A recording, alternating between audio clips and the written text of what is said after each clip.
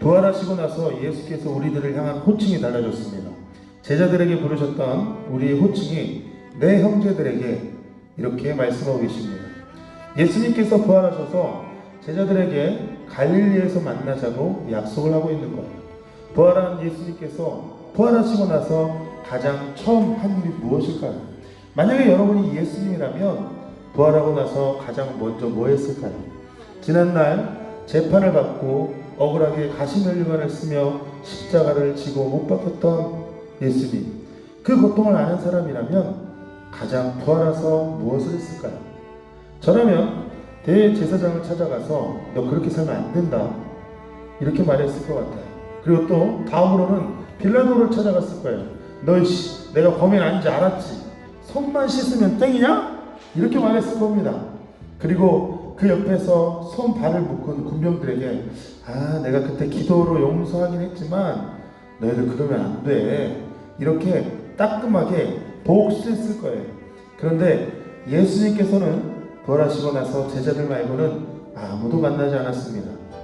예수님은 부활의 능력, 부활의 생명, 부활의 권세를 가지고 사적인 원수를 갚고 복수하는 데 쓰지 않으셨어요. 예수님의 부활하신 목적은 오직 제자들에게 집중하기 위해서였습니다. 결국 구원의 목적은 죽음에서 끝나버리는 것이 아니라 그 구원이 어디를 향해 있느냐, 죄로 인해 죽어서 해결된 것이 아니라 더 나아가 뭔가가 있다는 거예요. 그래서 오늘 예수님은 부활하신 후에 제자들을 만나시는 거예요. 여러분, 예수님께서 만난 그 제자들이 어떤 제자들이냐? 예수님을 배반했고요, 예수님이 붙잡히자마자 도망가 버렸습니다. 그들은 의리 없이 예수님을 모른다고 배신하기도 했습니다. 이런 제자들을 예수님이 만나고 싶어 하세요. 사실 이 제자들도 가룟 유다와 다를 것 없습니다. 다만 가룟 유다는 자기 생각이 너무 많아서, 자기가 한 일에 대해서 너무 후회스러워서 자살을 선택한 거지. 나머지 그 외 제자들은 자기 묵상이 약해서 그나마 나를 생각하는 시각보다도 예수님을 생각하는 것, 예수님이 나를 보고 얼마나 실망하실까, 그나마 예수님이라는 주제를 놓치지 않기 때문에 여기까지 올 수 있었던 거예요. 사실 별 차이가 없는 거예요. 가룟 유다가 무슨 큰 죄를 지어서 그런 것이 아니라 그는 결국 예수님을 놓쳐버렸기 때문에 그래요. 여러분, 틈만 나면 예수님 생각하길 바랍니다. 내가 나를 후회하면 그냥 후회로 끝나요. 그러나 예수님을 비추어 생각하면 회개가 됩니다. 회개가 되면 살고, 후회하면 죽게 되는 거예요. 그래서 믿음 생활, 신앙 생활은 결국 예수님 생각하는 거예요. 나보다 예수님 생각을 먼저 하는 거예요. 우리가 믿음 생활한다고 신앙 생활한다고 하지만 예수님의 생각이 내 생각과 멀리 떨어져 있고 예수님 생각과 아무런 상관없이 살아간다면 그것은 신앙생활이라고 말할 수 없는 거예요. 예수님을 안 믿는 거예요. 예수님이라면 어떻게 했을까? 예수님처럼 살고 싶다. 예수님이 무엇을 기뻐하실까? 내 행동과 모습이 예수님의 마음을 아프게 한 건 아닐까? 여러분에게는 희망이 없습니다. 제 안에도 희망이 없어요. 그러나 예수님 안에 소망이 있습니다. 그래야 예수님이 어디까지 오라고 하면 거기까지라도 갈 수 있는 거예요.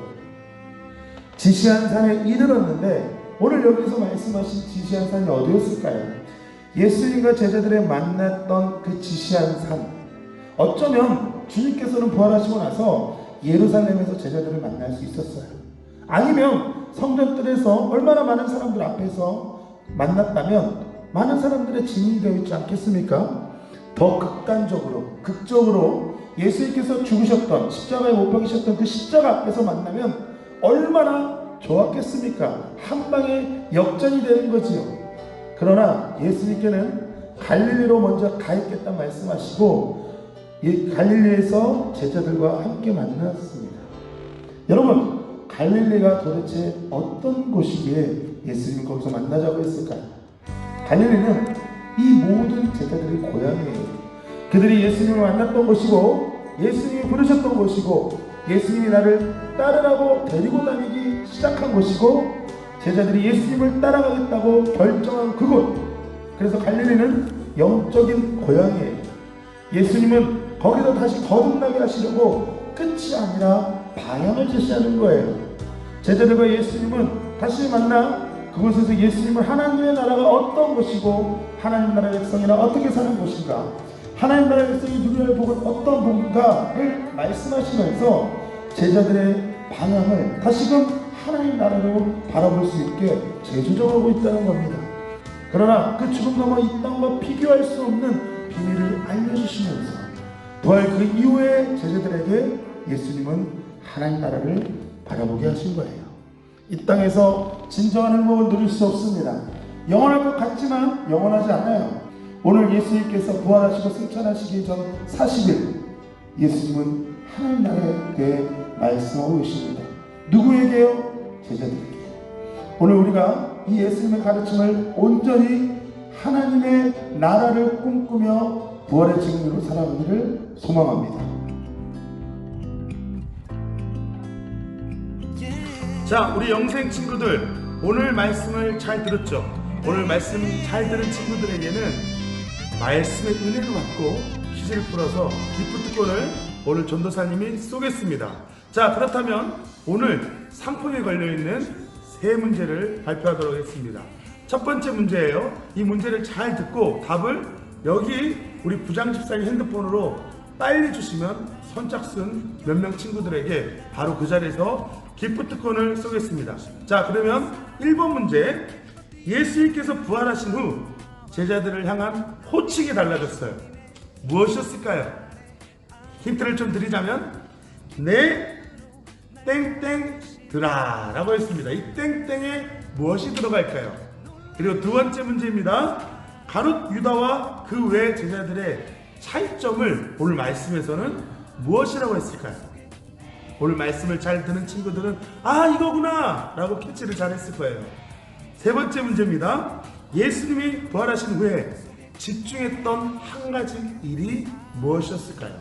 오늘 말씀 주제이기도 하고 중심이기도 합니다. 예수님께서 부활하시고 나서 승천하시기 전에 40일 동안 뭐를 했을까요? 자, 힌트를 좀 주자면 5글자입니다. 땡땡땡 땡땡을 선포하시다. 자, 정답을 아는 친구들은 1번부터 3번까지 답을 적어서 부장집사님 핸드폰으로 빨리 답을 주시면 선착순으로 기프트콘을 쏘도록 하겠습니다. 알겠죠? 안녕.